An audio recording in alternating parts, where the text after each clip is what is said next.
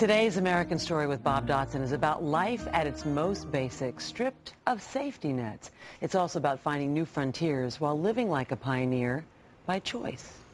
One of the most interesting artists in the country can't be reached by phone. He's got a computer room in a haystack, but no internet connection.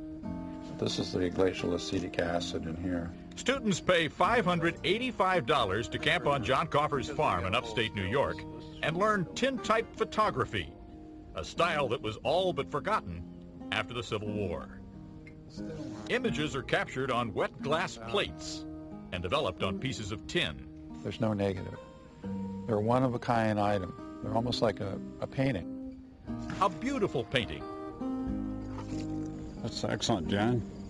That's why some of Coffer's photos hang in New York City galleries. All right. I want you to look rough and tough and fearless. There's nothing instant about his pictures. Subjects must sit perfectly still, sometimes locked in a head brace, for several seconds while the shutter is open. The weight helps Coffer capture more revealing portraits. They can't hide behind that quick smile. He was once a Florida fashion photographer until he decided to live like the old-fashioned photos he loves. I came to the conclusion I just wasn't good at living in the 20th century. In 1978, he traded his car and condo for a wagon train and set out to see what he had been missing, rushing through life. Easy, boy, don't wear yourself out. The first time we met a quarter century ago, he was in the middle of an 11,000-mile odyssey, lingering across America at 2.5 miles an hour. You become like a temporary resident, in effect, when you're going at that speed.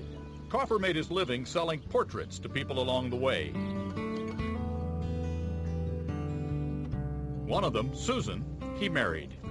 They kept to back roads, pastured in farmers' fields. One day, John's wife insisted on a home, and that ended their little wagon train. He built her a cabin with no running water, no electricity, no phone. She left.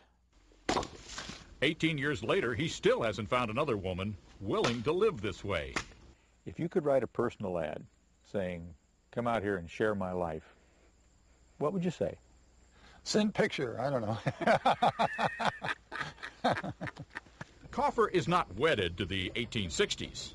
After 2 decades on the farm, he's closer to 1879, the year the light bulb was invented. Coffer bought one, just one. Little by little, the 21st century is creeping back into your life. It's more of a buffet thing now. I can weigh things out and choose what suits me. Lately, he's been experimenting with tintype movies, which he animates on his computer. Why are you still fascinated with this process after all these years? I don't have to be fenced in by these 19th century parameters anymore. But John Coffer still doesn't own a car. Sometimes it takes him 8 days to get to his next photo shoot. What are you going to do when you get older and too weak to live this kind of lifestyle? I can always look back and say, I did what I wanted to. Passing through life more slowly than most. For today, Bob Dotson, NBC News, with an American Story in Dundee, New York.